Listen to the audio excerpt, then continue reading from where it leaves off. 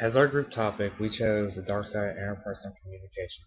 This is a study of multifunctional ways in which seemingly productive communication can become disruptive. We narrowed it down to three topics for our individual research: lying, discrimination of homosexuality, and bullying.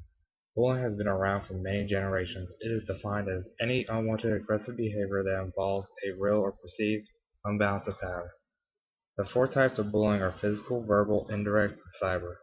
Bullying affects over 2.7 million kids across the United States. Over 160 students miss school each day due to bullying. Suicide is the leading cause of death among kids under the age of 14, which is strongly motivated by bullying. Bullying also has a strong tie to revenge-motivated school shootings.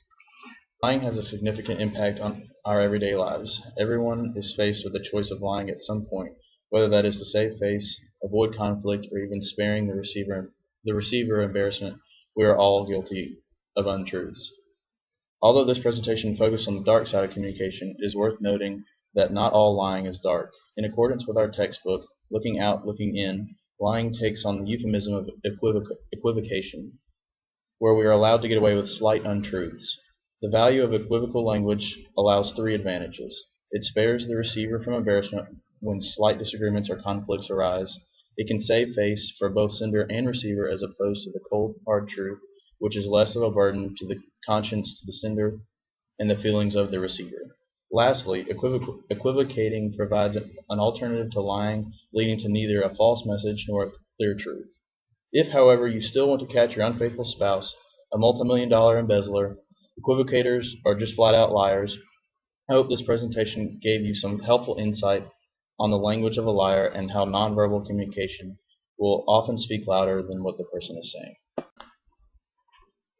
Recently, discrimination against homosexuality has steadily increased over the years.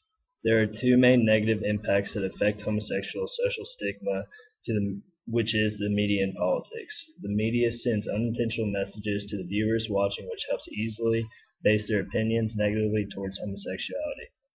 Is it right or wrong to be in a same-sex relationship? Is it right to ban gay marriage? Gay marriage has been one of the biggest controversial issues generating through the political world. But is it politically correct to take away one's freedom?